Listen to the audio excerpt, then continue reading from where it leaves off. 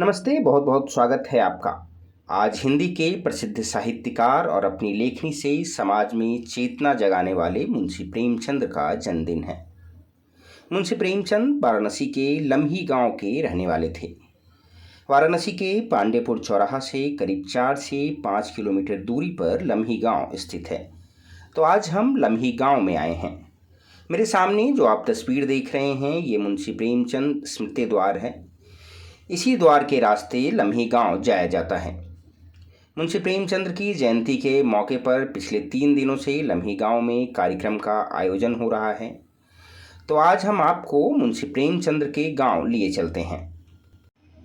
इस गेट के जरिए जो रास्ता जाता है वो लम्ही गांव की तरफ जाता है। मेरे सामने जो आप तस्वीर देख रहे हैं यही मुंशी प्रेमचंद का पैतृक निवास है। इसी गांव में 31 जुलाई 1880 को मुंशी प्रेमचंद का जन्म हुआ था। रूढ़ियों की चुनौती के बाद जब उन्होंने अपना होश संभाला तो अंग्रेजों के शासनकाल से उनका सामना हुआ।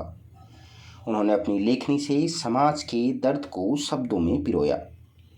सामाजिक और आर्थिक विषमताओं को झेलते हुए उन्होंने दैनिक जीवन की तमाम दुश्वारियों को अपनी लेखनी से कहानियों में ढाल दिया।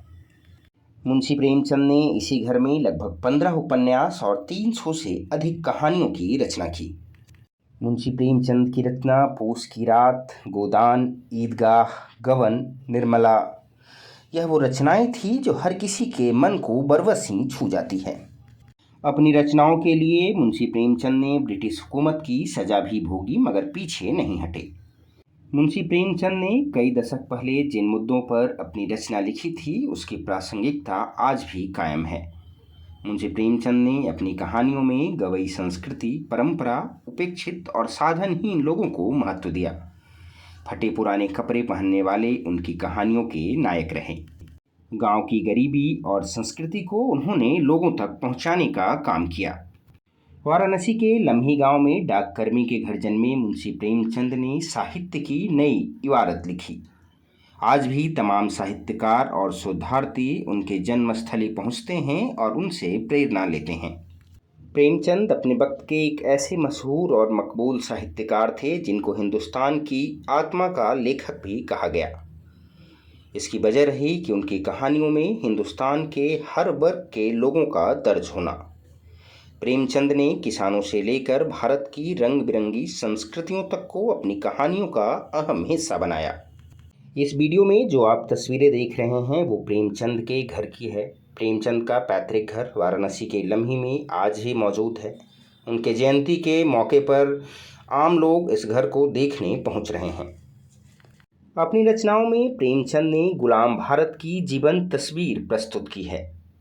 उनके पात्र खेत खलिहान, गांव छिराव, ताल चलैया और भारतीय परिवेश से संबंधित हैं। उन्होंने अमीरी का ऐश और गरीब की गरीबी क्या चीज़ होती है इसका लेखा जोखा गोदान के जरिए प्रस्तुत किया था। स्वतंत्रता सेनानी के रूप में प्रेमचंद ने बंदूक नहीं कलम को अपना हथियार बनाया और अंग्रेजों के खिलाफ लड़ाई लड़ी। उनके जन्मदिन के मौके पर हर साल उनके गांव में समारोह का आयोजन किया जाता है।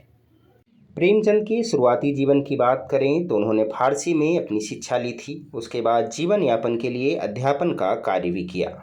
उनका शुरुआती जीवन काफ़ी संघर्षों से भरा रहा।